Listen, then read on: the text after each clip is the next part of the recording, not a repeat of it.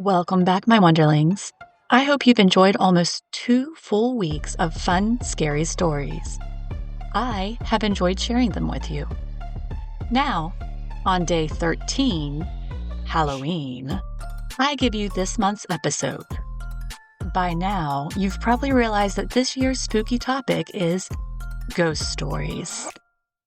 If you're new here but love all things Halloween, be sure to check out our previous Halloween-centered episodes. Episode 9, Halloween, where we learned about the history of Halloween.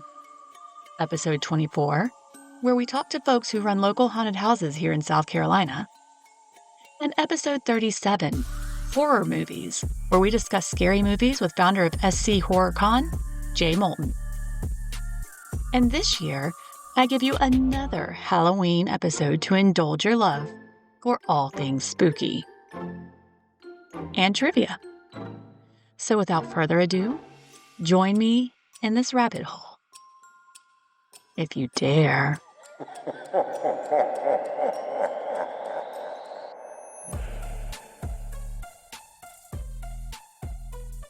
When do you think the first recorded ghost story occurred? Probably like a year after things started being written down. In the 1700s. I am going to say probably even before Homer's Odyssey, but I can't think of anything, so I'm going to say Homer's Odyssey. 85 BC. Ghost stories have been around for as long as people have been gathering together and telling stories. Folklore going back to ancient times in a variety of cultures recounts tales of spirits who return from the dead to haunt the living. The first recorded concept of ghosts likely hail from the ancient Mesopotamia between 8000 and 2000 BC. Archaeologists have reportedly found evidence of the belief in ghosts from that period, including written sources on how to protect oneself from ghosts, how to send a ghost back to the underworld, and spells related to necromancy to allow a person to summon a ghost to ask a question before sending it back from whence it came. The Epic of Gilgamesh is one of the earliest and most well-known stories to include ghosts. In some versions, Gilgamesh's companion, Enkidu, dies during the story and later comes back to describe the dismal afterlife of the dead in the underworld. Stories of ghosts and things that go bump in the night have been used for centuries as a way to entertain, but they were also used as cautionary tales. Stories such as Charles Dickens' A Christmas Carol or Washington Irving's The Legend of Sleepy Hollow are popular stories that each serve to elicit a specific behavior out of the audience. Even simple stories, like those you may have grown up with in Scary Stories to Tell in the Dark, sometimes serve a lesson. Decades later, I still sometimes check my back seat at night. You know, just in case. The ghost story, which I'm using that term colloquially to mean scary stories in general, has evolved as people have evolved and our environments have changed. The earliest ghost stories created some of the imagery we still see today. Pliny the Younger described a house haunted by a ghost bound in chains back in 50 AD. Centuries later, authors such as M.R. James, Oscar Wilde, and Charles Dickens all include ghosts in chains in their stories.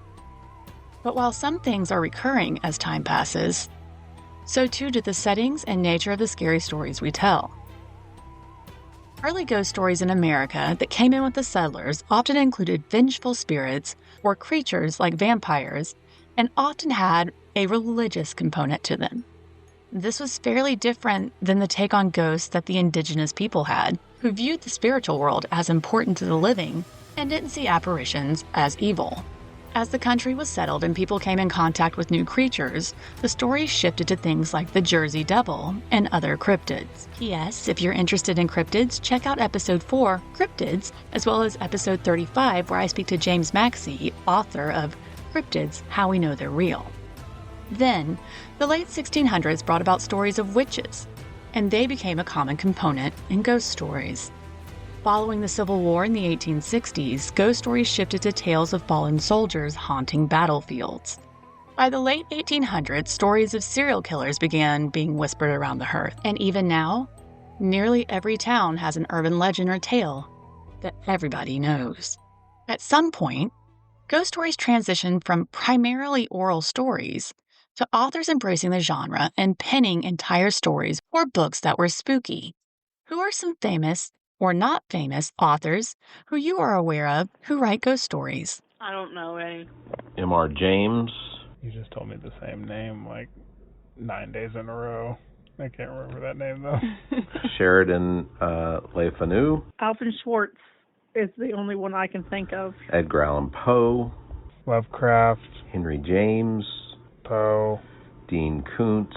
Stephen King. Oh, Stephen King. I forgot about him. Those are all great storytellers. Funny story though, while I was researching this, I accidentally stumbled upon an article that was discussing famous authors who were believed to be ghosts. I was entertained enough, though, that I'm going to share that list with you now. The first on the list was H.P. Lovecraft. There are claims that H.P. Lovecraft appeared as a ghost to a Brown student who was renting his former residence, one in which he wrote The Call of the Chulu.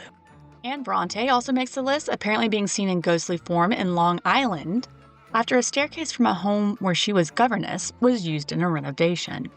Apparently, Nathaniel Hawthorne, his son, and his cousin all regularly haunt a mansion in Salem, Massachusetts. And no surprise that Edgar Allan Poe closes this list.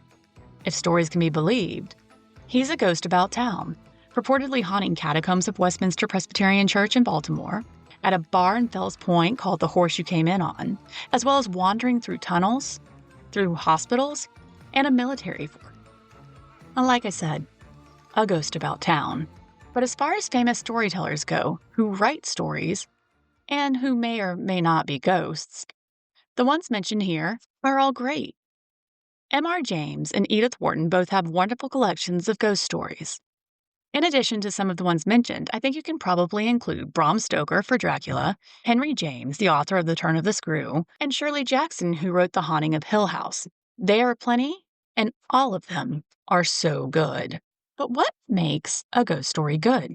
If it's real, I believe in ghosts. Just all the eerie details in the setting, the creaks and the rustling of a critter and decrepit chains and whatever it is. I think how it's told is what makes it good or not. If the author really, or storyteller, brings you into the story. I don't think the ghost is what actually makes a good ghost story, because the ghost in a ghost story is usually a prop. I think that the best ghost stories are about the people, because it's their reaction to the fear or the grief that they have. So the questioning of like whether a haunt is actually real or if it's something inside. I think that a good ghost story has, the best ghost stories are the ones where it is the living that are reacting to the fear. We've talked a little about M.R. James, but he penned a piece called Some Remarks on Ghost Stories in 1929, in which 5 key features were identified for making a compelling ghost story. Number 1, there should be a pretense of truth. Number 2, it should be both pleasing and a terror. Number 3, there should not be gratuitous bloodshed or sex. Number 4, there should be no explanation of the machinery. And number 5, it should be set in the reader's own time. While there are plenty of stories that fall outside of these guidelines, I think that even in modern stories, much of this holds true. The scariest stories are the ones that could happen to you. So whether you enjoy scary stories in the dark, or telling eerie tales around a campfire, or just love a good haunting, ghost stories are a wonderful way to be entertained. But also, some studies suggest that there's a psychological benefit to hearing ghost stories, which allows people to safely confront and process fears, offering a form of catharsis that can reduce stress and anxiety. Over the past 2 weeks, I've shared 12 tales that are fun, scary stories, but there are so many more out there. What is the scariest tale you've ever heard or read? I don't know of the scariest tale. I have a hard time remembering ghost stories when people tell me them. The Moonshiners. For real, what's the scariest story you've ever heard or read? Yep. By Stephen King? Mm-hmm. Probably about this investigation about a demon called the Elemental. I think Stephen King's Pet Sematary is probably one of the scariest books that I've read. Well, my Wonderlings, I hope you have a spooky Halloween. And until next time, be safe, be kind, and stay curious.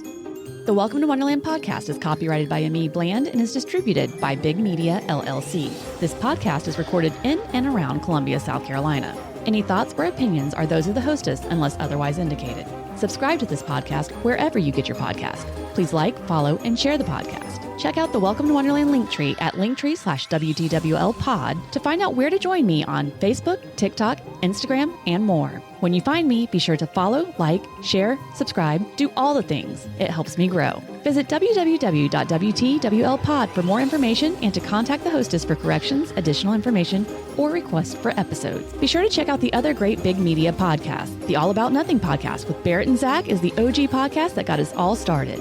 Black, White, and Blue in the South with Dr. Jamil Brooks and Bill Kimler gives us a look at blue politics and a red state. What the Pod Was That? With Carrie, Barrett, and Zach will make you laugh out loud as they watch the best and the worst of what the internet has to offer.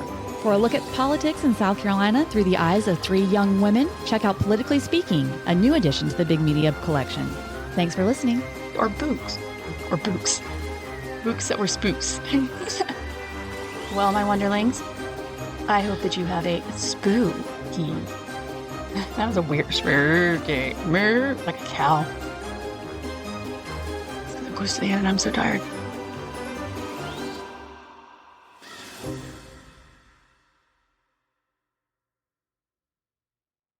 The preceding podcast is solely owned by its host or hosts and is distributed by Big Media LLC. Copyright 2025, all rights reserved.